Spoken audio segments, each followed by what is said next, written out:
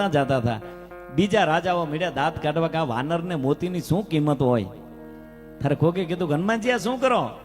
કે આ મોતી તોડીને જોઉં છું કે આમાં તાઈ મારો રામ છે. કા કે આમાં તાઈ મારો રામ નથી. મારો રામ નો હોય ને એ મોતી મારી માટે મોતી નથી, મારી માટે ધૂળ છે. જેમાં મારો રામ હોય ઈ મારી માટે મોતી છે. જેમાં મારો પરમાત્મા હોય ઈ મારી માટે મોતી છે. કોકે કીધું કે હનુમાનજી તો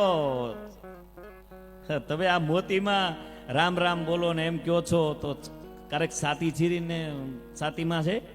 અને હનુમાનજીએ સાતી ચીરીને જ્યારે રામ દેખાડ્યા, સાહેબ આ અંજનીનો જાયો તેથી ભગવાન રામ એટલું બોલ્યા હતા કે હનુમાન બધાયનું ઋણ ઉતારી શક્યો, લંકાથી આવેલો વિભીષણનું પણ ઋણ ઉતારી શક્યો, સુગ્રીવનું ઋણ ઉતારી શક્યો, કેવટનું પણ ઋણ ઉતારી શક્યો, પણ મારા બાપ હું તારું ઋણ ન ઉતારી શક્યો. હે અંજનીના જાયા, હું તારું ઋણ ન ઉતારી શક્યો.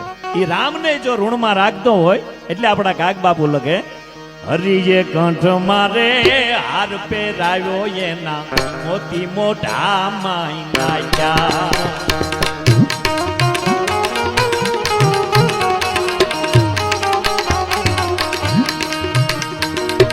હરિયે કંઠ મારે હાર પહેરાવ્યો એના મોતી મોઢા માઈ નાખ્યા.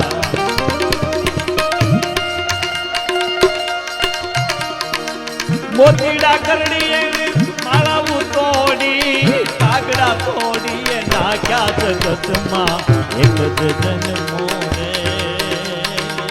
રામને રોણી, રામને રોણી, રામને રોણી રાખ્યા.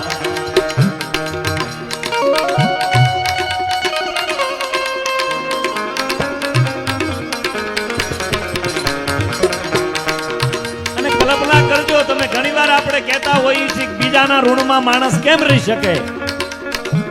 સાહેબ એનું જ અમર નામ રે. કારણ કવિ કાગ બાપુએ લખ્યું કે જબ ગઢ જાંબુવાન નલ નીલ અંગત સુગ્રીવ ના રહ્યા, પણ હજ લગ હનુમાન તું તો કાયમ બેઠો કાગડા મારા બાપ.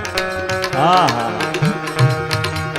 તમે કલ્પના કરજો કોઈ નગર કોઈ શહેર, અરે નાનું નેહડું એવું બાકી ન હોય કે અંજનીનો જાયો ન બેઠો હોય સાહેબ. હા, એવું કોઈ નેહડું બાકી ન હોય. અને બીજું આપણું પરગનું ગૌરવ લઈ શકે આપણો બજરંગદાસ બાપુ, કે કોઈ સિટી શહેર કે કોઈ ગામડું બાકી ન હોય કે બજરંગદાસ બાવલીઓ ન બેઠો હોય સાહેબ આપણો બાપ. હા,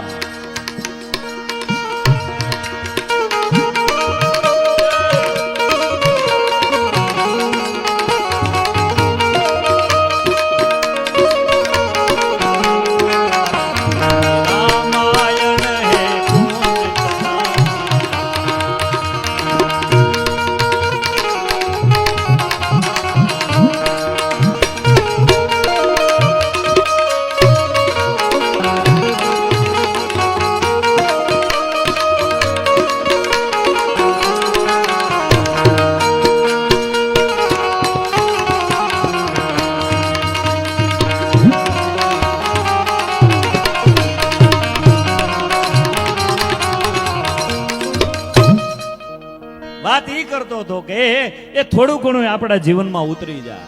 તમે કલ્પના કરજો કે પૈસો એ આપણે સાંભળીએ છીએ એ સર્વસ્વ નથી, છતાંય આપણે એને પ્રેમ કરીએ છીએ 100%. અને પૈસા હોવાય જોઈએ 100% છે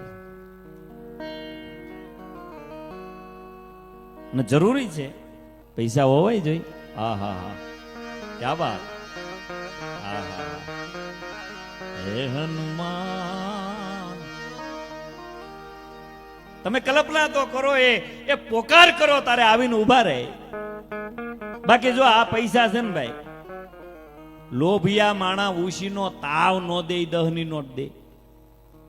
ઈ ક્યાં વાત કરો, નાકમાલી ગુંગુ કાઢે તો સેસલાવા કરે, સિવાય ઘા ન કરતો હોય ખાક 10 રૂપિયા દે. અમારે એક જણો કેરીઓની સિઝનમાં કેરીઓ લેવા ગયો ને હાવ લોભે છો હાવ. લારીએ જઈને કીધું હું કેરીનો ભાવ, કે 20 કિલો. ઓલો કે એમ ન ખવાય. ઓલો કે જો હામે લારી છે ને ના કાસા ભડદા મળે રૂપિયા નંગ. ઓલો કે જો ઈ ખવાય. લારીએ જઈને કીધું હું કેરીનો ભાવ, કે રૂપિયા નંગ અમારે તુને દેવી કે નાખી દેવી. ઘરના હાથ સભ્યથી હાથ કર્યું, હાથ કર્યું લઈને ઘેરે ગયો. ફળિયા મળી પડકારો કર્યો, એ રોટલિયું બનાવજે, હું કેરીયું લાવ્યો. રહોડામાં લે અવાજ આવ્યો, પતિદેવ પૈણે 35 વર્ષ છે, તમે કોઈ દી કેરી નો લાવ્યો, તમે ભડદા લાવ્યા હો, ભડદેશ. અને એના છોકરાને કેરીયું ઘોળવા બેહાર્યા, છોકરા એના હો ભાઈ, અલંગના વાંદરી પાના સોટે, ગોઠલાના ટકે ટકા કરી નાખ્યા. ગોઠલાને એમ થયું કે આ ઘરે આપણે તો કોનો ખવાય. એના બાપાને દેખાડે છે છોકરાથી ગોઠલું નાખી ન દેવાય. એનો બાપા આમ જોતો, જો અહીંયા ડાગરી જો ચૂચી લે. છોકરા એના કાંડર સોટે સોટી જાઓ. બસ તમારે એટલું જ પાછું માપે રહેવાનું. એટલી બધી રાઈડ ન ખાય, મને અહીંયા સંભળાય એટલી. તમારા વખાણ મેં કેટલા કર્યા યાર, તમે જરીક તો આજ્ઞાનું પાલન કરો. વાત એ કરતો હતો કે ઈ બરોબર પછી સાલ્યું ઓચ્યું ભેહું ખાણ થઈ ગયું ₹7. ગોઠલા વધાઈ નાખી નો દીધા, ઉભા ફાડ્યા, મેલ પેલી ગોઠિયું નીકળ્યું, એને હેચ્યું, એનો મુખવાસ બનાવ્યો. જેથી કોઈ અગત્યના કલાકારો આવે એની માટેનો મુખવાસ છે. અમારા ઉપયોગ કર્યા. ₹7 પડિયા વિધા ની નાખી નો દીધા, હાટીકડા બરાબર લબરસડા પટપટિયા બનાવ્યા. અને અમારા બગડાણા જેવો મેળાવડો હતો ને, 15 માં પટપટિયું વેચ્યો. આને હું મોંઘવાડીઓ નડે, કેવો મન કરે. આને માઠા વરહ નો નડે, આને કાંઈ નો થાય ભાઈ.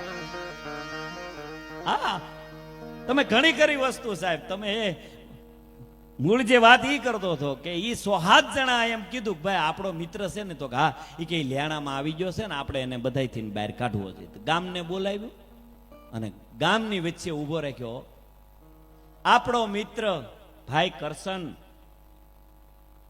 એને આપણે અહીંયા ઉભો રાખી અને કરશનભાઈને ઉભા રાખ્યા. અને બધા ગામનાને કીધું ભાઈ તમે આ કરશન પાસે કોઈ રૂપિયા ન માગતા. કેમ? હમણાં કરશને મારું 20,000 બૂસ માર્યું તો મેં એને જાતો કર્યો. બીજો ઉભો થઈને આવ્યો, કરશન પાસે કોઈ રૂપિયા ન માગતા, મારું હમણાં 30,000 બૂસ માર્યું પણ મેં જાતા કર્યા છે. તે કરશન પછી ઉભો છે. 107 જણા આ રીતે ઉભા છે ને, પછી કરશનભાઈ ઉભા થઈને કીધું, હે ભાઈ મારા મિત્રો, મારા સગા સંબંધી, મારા વાલા, તમે મારી આબરૂ કાઢો છો એવું નથી લાગતું? આબરૂ બાંધતા નથી, અહીંયા આબરૂ કાઢે છે સાહેબ. તમે કલ્પના કરજો, તમારો સમય સારો હશે ને, અહીંયા કોઈ મદદ નહીં કરે.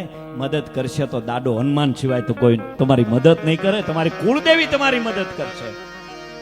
માણા તો તમારી મજાકું કરશે. અહીંયા કોણ હાસો પ્રેમ કરે? કયો ને મને તમે, કોણ હાસો પ્રેમ કરે? અહીંયા હાચો પ્રેમ કરતો હોય ને તો પરમાત્મા કરે છે.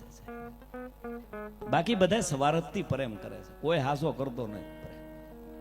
ઈ તો નાદાભાઈ પ્રોગ્રામ કરીને આવે ને, તે ઘરના એમ પૂછે શું બનાવી દઉં. બાકી ત્રણ કોથળી નાખીને જાય, આવે કાંઈ ન ખાવા મળે, રાંધ્યા વગરના હોઈ જાય. કહેવાનો મતલબ સ્વાર્થથી પ્રેમ થાય છે સાહેબ. અહીંયા કોઈ પરમાર્થથી પ્રેમ નથી કરતું. એક સ્વાર્થ, નીચ સ્વાર્થ.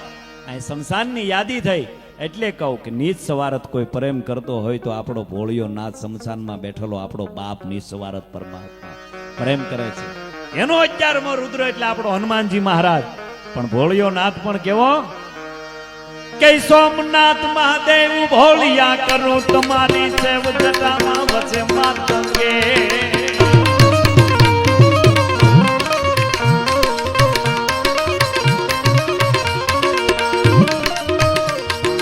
સોમનાથ મહાદેવ ભોળિયા કરું તમારી સેવ જટામાં વસે માતંગે.